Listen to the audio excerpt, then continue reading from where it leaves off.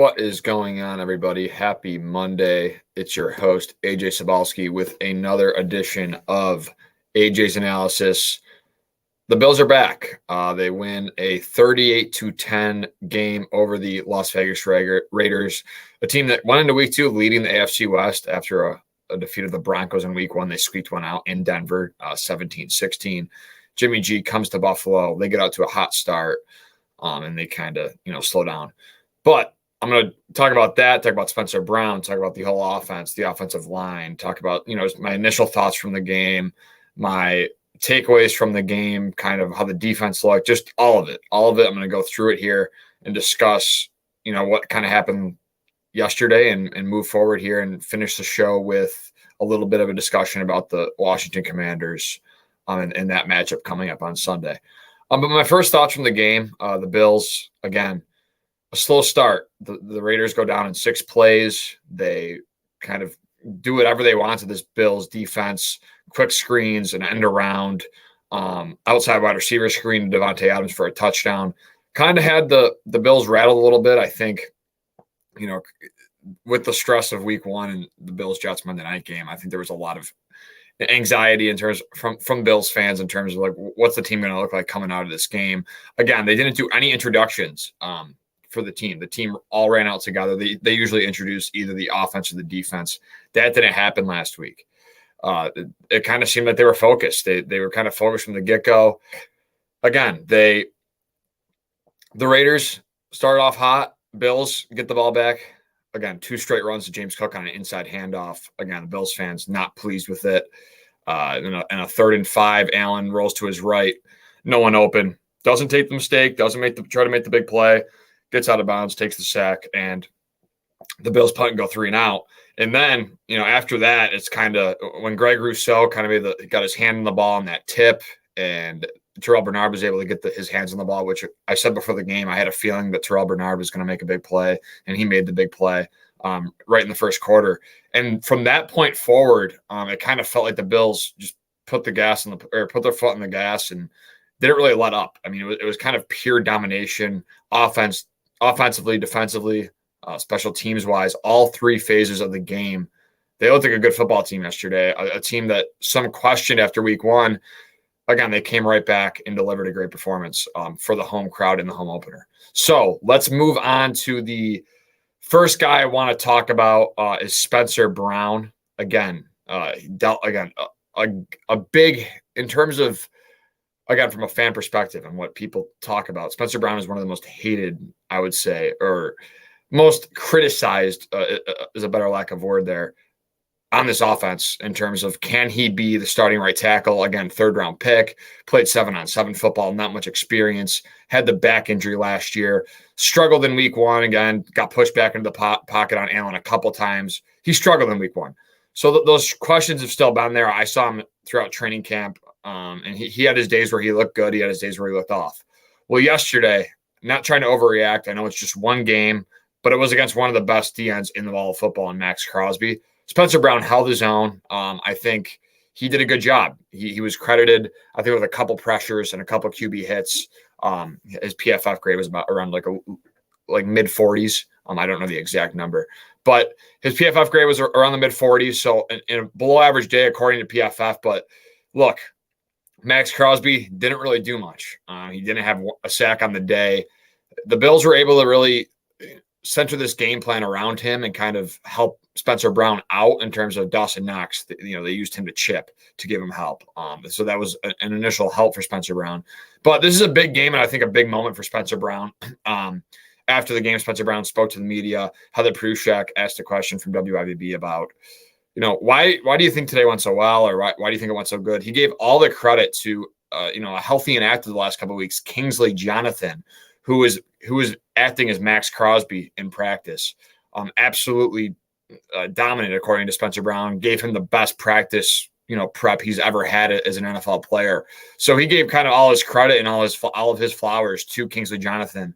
Again, a guy that most people did not think had a chance to make the roster in April, especially with the additions of Leonard Floyd and Poona Ford. And you have AJ Epinesa, Greg Rousseau, Shaq Lawson all returning, plus Von Miller's coming back. Kingsley Jonathan really snuck in that roster And now, again, he's making an impact in practice. I know he hasn't been out there those last 2 weeks, but to be a key in practice for a guy that's been kind of on and off struggling, hasn't really had a great performance. I think that's huge for both Spencer Brown, for one, getting back on track and having a great game against a dominant pass rusher, and two, I think Kingsley Jonathan's impact is already starting to be seen, and maybe why he did make this initial 53-man roster. Again, he might have a chance.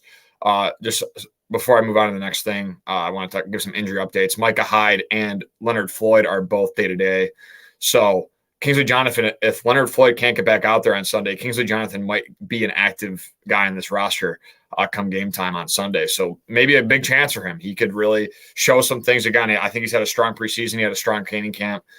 Giving Spencer Brown looks before a Max Crosby test, the biggest one of his career in terms of being the starter. You don't have the injuries. You don't have the excuses. You got to go out there and execute. He did that with, again, help from the offense. And I think the Bills, Ken Dorsey did a great job of assisting Spencer Brown. It didn't have to all be Spencer Brown, although he did do a lot of good work.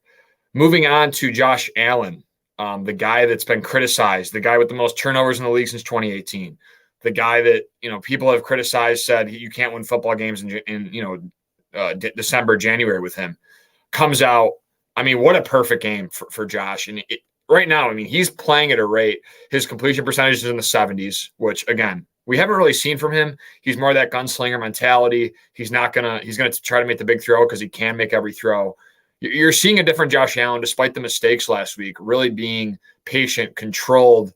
And you saw what a game plan fully, like that 3-and-out in the beginning of the game, everyone was up in arms about. Like it was a huge deal. Everyone was upset that, oh my God, the Bills just went 3-and-out. But what didn't happen? They punted the ball, let their defense make a play, got the turnover, and converted on a short field on the 30-yard line and scored the touchdown.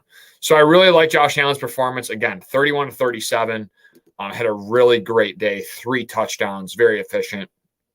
With that as well. No interceptions, 124.5 rating with a 79.5 QBR. So Josh Allen turns in a really good day. I thought he had completions to 9 different players. I thought he did a great job of spreading the ball around, not just focusing on Stephon Diggs, force the ball to Stephon Diggs, or I need to do this or that. I thought it was a very controlled game from Josh, and I think he did a really good job.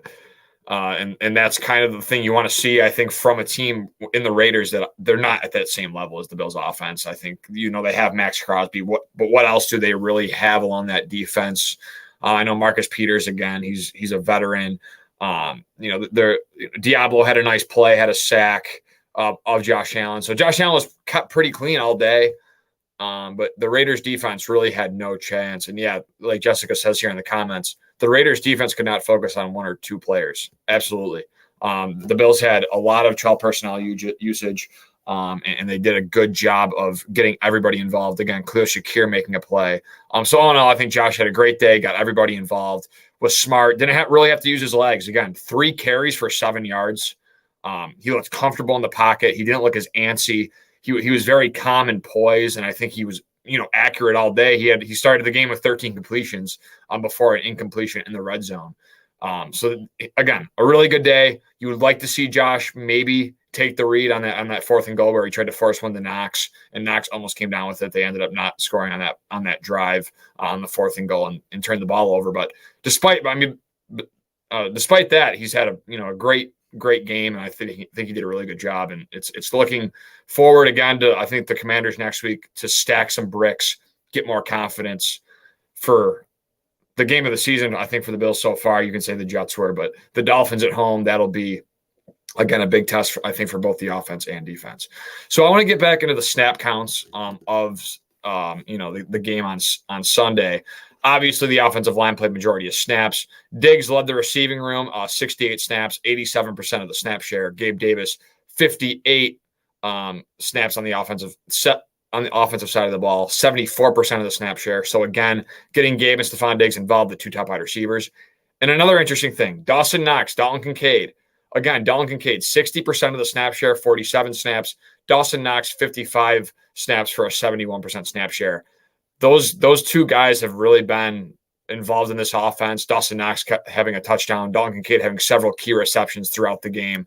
I thought Dalton Kincaid, again, played a great game offensively. 5 for 43 for Kincaid. Dawson Knox, 3 for 10 and a touchdown. And I would say a key third down conversion early in the game on a 3rd and 6. Josh Allen looked to his left, kind of froze the middle linebacker, and Dawson Knox was able to get across his face and pick up the first down. So, again, those two guys have really looked well. And I think this will continue as the confidence builds with this offense and Dorsey.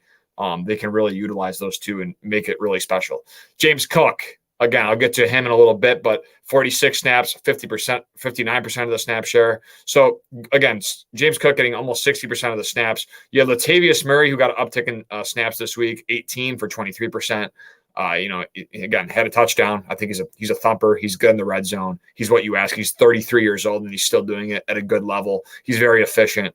And then to finish kind of the running back trio here, Damian Harris with only 14 snaps. He had a touchdown late in the 4th quarter, but an 18% snap share. So that running back trio, again, it's a little bit different this year, I think, with James Cook, Latavius Murray, and Damian Harris. It's more of a Singletary and Cook, they weren't redundant to each other, but I still think Singletary lacked like power, speed to power. I think Damian Harris and Latavius Murray have a little bit more of, in between the tackle ability with the ability to finish runs. I think Singletary lacked that. So I think the running back trio in total is a really good unit, and I really like that moving forward. That was one of my main takeaways. I think it's lethal. I think this offense, if they can continue to run the ball at this level, can just open up so many avenues for this offense and really take this offense to another level. But staying on kind of the snap shares, and this is the next kind of point I want to talk about, is Deontay Hardy and Trent Sherfield. Trent Sherfield had 32 snaps, 41% snap share. Deontay Hardy only getting 15 snaps for a 19% snap share for the offense in the whole game. Now, Deontay Hardy was supposed to, be a key contributor. A lot of people in the media, a lot of fans hype both of these guys up. I still think there is an ability for the Bills to kind of figure out how to get Deontay Hardy involved, get Trent Sherfield involved. Now, maybe Trent Sherfield only gets 20 receptions, but I guarantee he will have some kind of impact eventually. I know he was on the field almost over 30% of the time yesterday. And Trent Sherfield is a great run blocker. I know his PFF grade was in the low 50s, so it could have been better for run blocking, but he's key in the run game. I think he's good at that. And again, a special teams guy. And then Deontay Hardy, the Jets game first quarter kind of got him involved. Then they kind of went away from it. Again, Josh, the turnovers kind of limited what they could do. I think Dorsey was not really able to get into a rhythm that game. And you saw this week that I think, he was able to get into more of a rhythm. But, man, the Bills, they need to get these guys involved. But, again, when you have Dalton Kincaid, Dawson Knox, Gabe Davis, Stephon Diggs, James Cook, kind of like the big five for me, in my opinion. I think the guys that will lead this offense to success, I think they have enough talent there. You just need some production out of Hardy and Sherfield, and I think that will come. You're getting, again, production from depth at running back. And so I'm really happy with, what the big five are doing, who I just mentioned, but also getting Deontay Hardy and Trent Sherfield involved throughout the year, I think will happen, as well as Khalil Shakir. You saw Josh Allen. I think that was the throw of the game. The throw to Khalil Shakir for a touchdown kind of got pressure into his face. Spencer Brown actually got beat on that play. It was kind of turned around, but he was able to get the ball up before Max Crosby was able to get there. And just a dart. Like, it's just something you kind of take it with Josh Allen. He's going to make the boneheaded plays, but not many quarterbacks can make that play. Maybe not even 3 in the NFL can make that play. Other than Josh Allen. So you like to see Khalil Shakir not only come down with a reception in that game, but for it to be a touchdown, maybe that's a confidence booster for him moving forward, and they can get him more acclimated into the offense as the season goes on.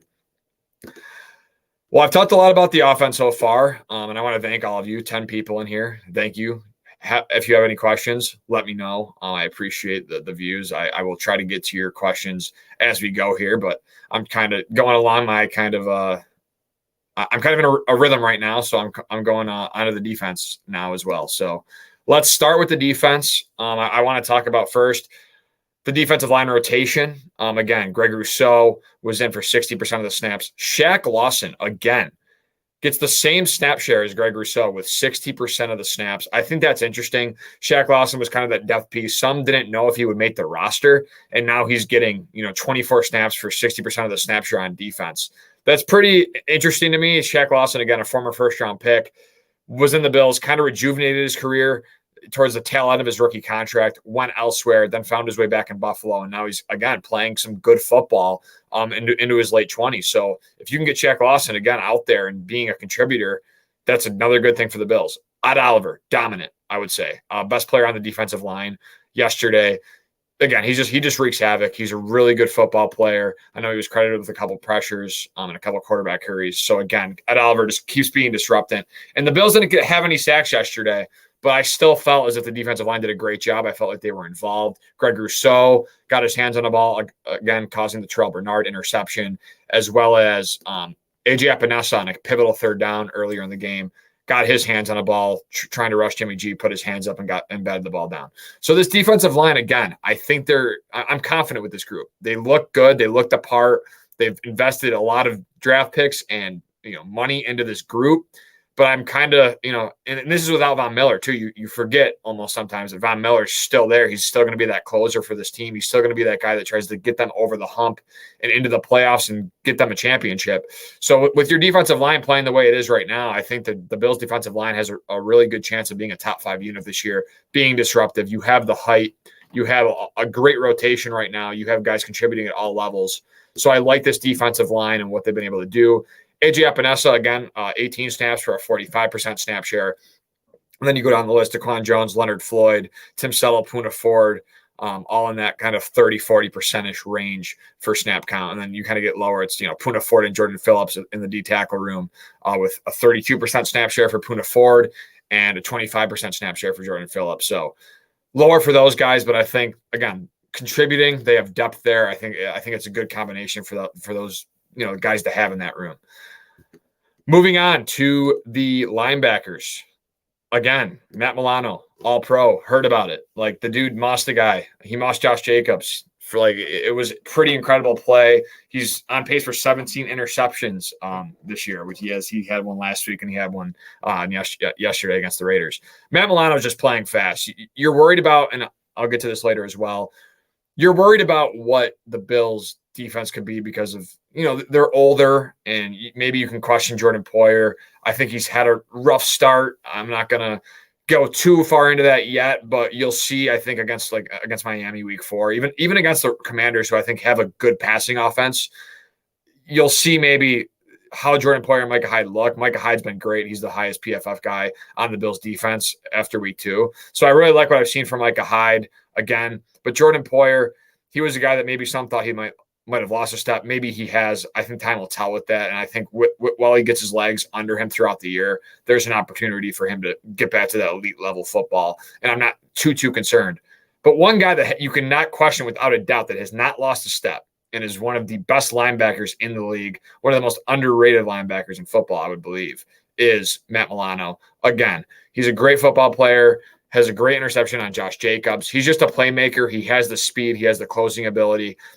4 total tackles, 3 solo yesterday, a pass breakup, and also that interception. So Matt Milano played good. Terrell Bernard, again, I think he had a better week than last week. He was the highest graded run defender for the Bills. It says a lot about Terrell Bernard, but again, going back to that defensive line, I think they just absolutely dominated that Raiders front, and I think that was able to assist Terrell Bernard in his ability to get through blocks and get some run stops for this defense. Terrell Bernard, again, I think he might be the answer. Maybe he is the answer. Maybe he's not. But look, I think Terrell Bernard at this point was always the plan, going back to April, going back to May, when the Bills kind of thought maybe we can't replace Tremaine Edmonds. I always thought that maybe Terrell Dotson would get the nod because of his experience, because of what he can do, and he's kind of been on the Bills for a few years now. So I thought he might get the edge. Obviously, he got the chance to. He did not look the part in preseason, almost to the point where you couldn't even play him. That's how frustrating it was to see him out there. Terrell Bernard's taken over this job, and I think he's done a fine job. Has he been great? No, I think he's lacked in coverage at some times. He's struggled in the run game and getting off blocks. But for the most part, I'm pleased with what he's brought. I mean, the Bills have allowed 10 points and 23 points, not even 23 because the Jets had a special teams touchdown. So, and that game was also a lot of turnovers. So your defense has played excellent. I really don't have much question about that unit right now. The linebackers, to me, have been the front 7 in total, actually, kind of rounding out this conversation before I move to the secondary. They've looked great. Like, the front 7s look great. I really like what they've done. I know they don't have like a front seven because Teron Johnson's the nickel, but if you put him in there as well, the front sevens looked really good. I think they're dynamic. I think they're explosive. I think they have depth. I think Terrell Bernard plays fast. Matt Milano plays fast. So that's good thing. That's good things for the Bills, I think, moving forward here. And I think what Sean McDermott is trying to build on that defensive side of the ball, it's a good thing. The secondary: Trey White, Christian Benford, Micah Hyde, Jordan Poyer, Teron Johnson. Again, Trey White's looked good. You can criticize what he did against the Jets and not being able to fill those gaps and stop Breece Hall for those runs. But Breece Hall, again, I think is a really special player and a guy that can take over games at times with his ability to just be so dynamic as a pass catcher and as a runner. But this defense, the secondary, I think, has played really well. They've done their job. Again, Christian Benford played every single snap yesterday. 40 snaps, 100% of the snaps, the only guy on the defense to play every single snap on the defensive side of the ball. So, like, Christian Benford, man, again, you can criticize Kaiir Elam all you want. You can criticize the draft pick. Maybe they should have went with Breece Hall at that pick, or maybe they should have gone this route. You know, you can say all you want, maybe what the Bills should have done with that first round pick and question that. That's fine. Maybe there probably was a better option for them at that time. But again, Kaiir Elam was their only first round grade at the time. So do you really go against that if you're kind of later in that first round and you have one guy left that has that first round grade and you're like, I got to go get that because he's the most talented? I don't really blame him for it, but again, it does. You can't question it and say it has to be a better pick.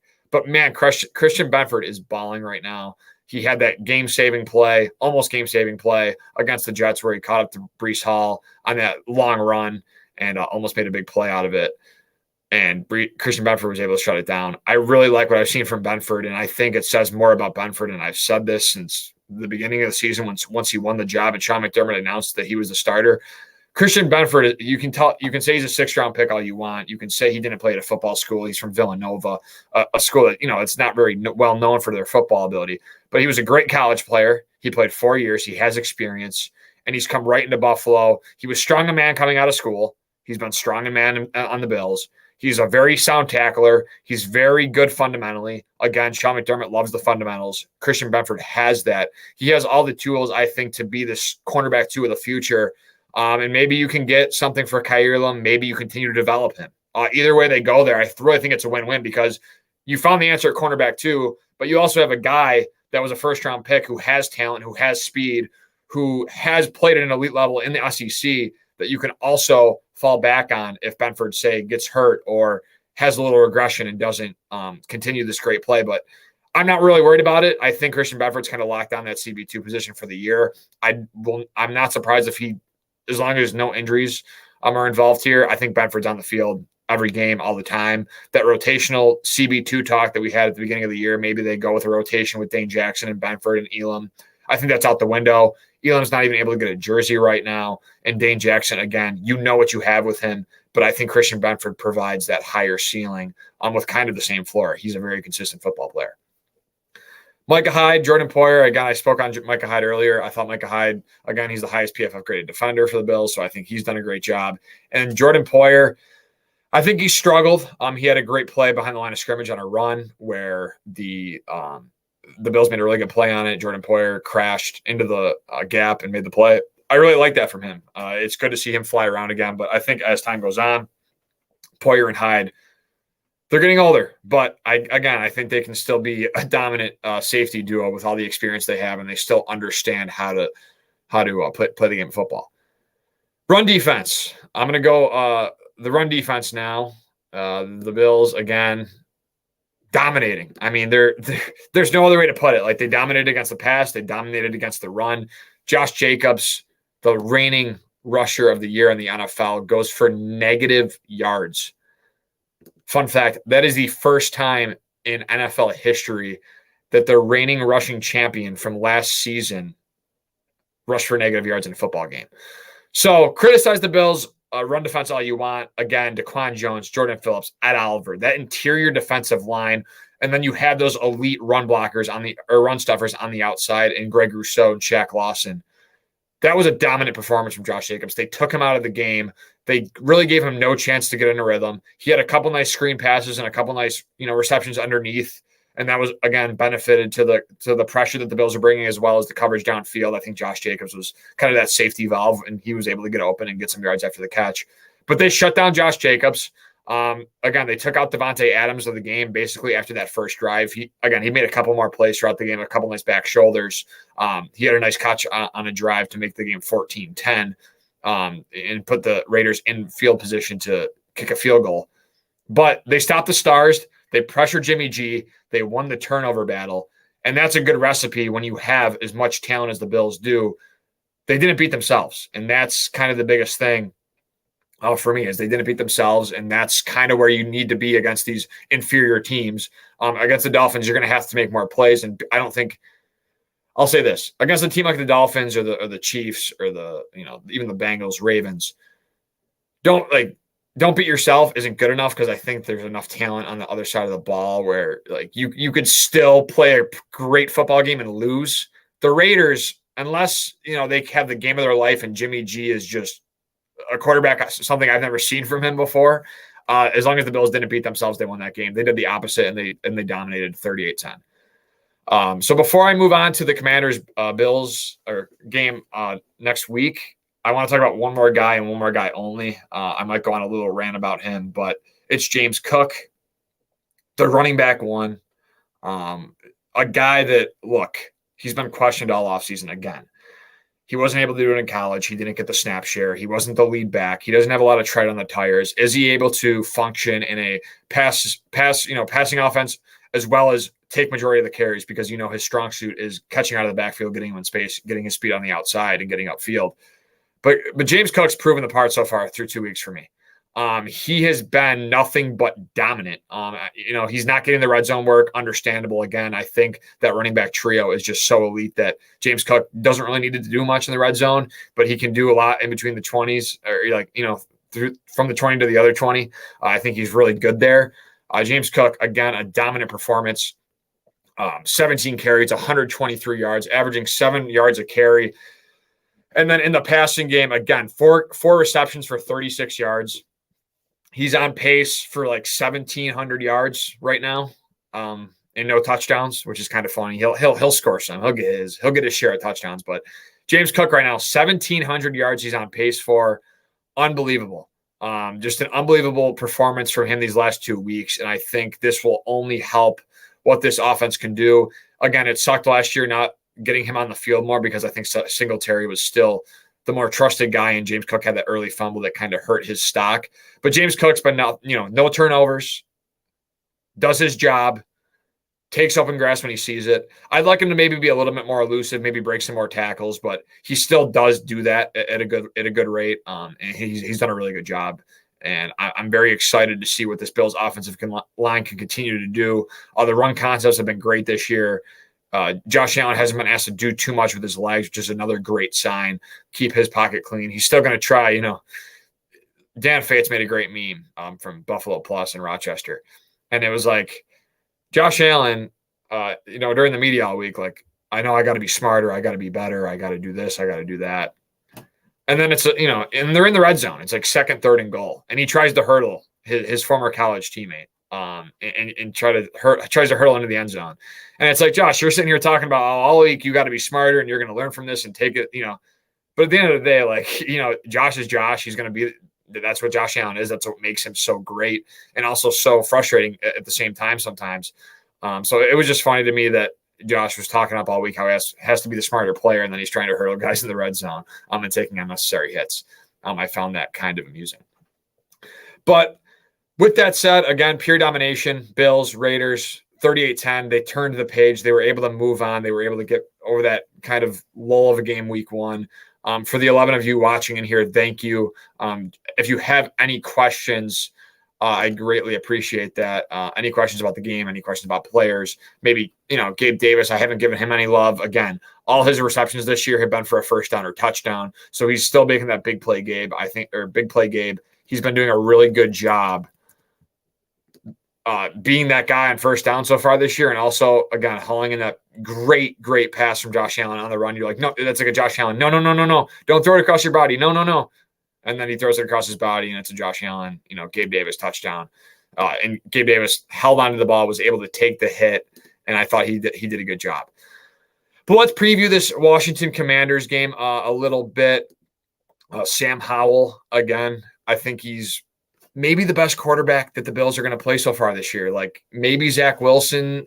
I mean, not sorry. Zach Wilson's not better. Maybe Jimmy Garoppolo just because of the experience. And I think he's a guy that kind of is a game manager, although he did have some turnovers last week. But Sam Howell is probably the best quarterback the Bills have played. They put 35 up on Denver, who the Raiders struggled, and they put only up 17 last week. So the Commanders, again, put up 35, I would say, on a good defense.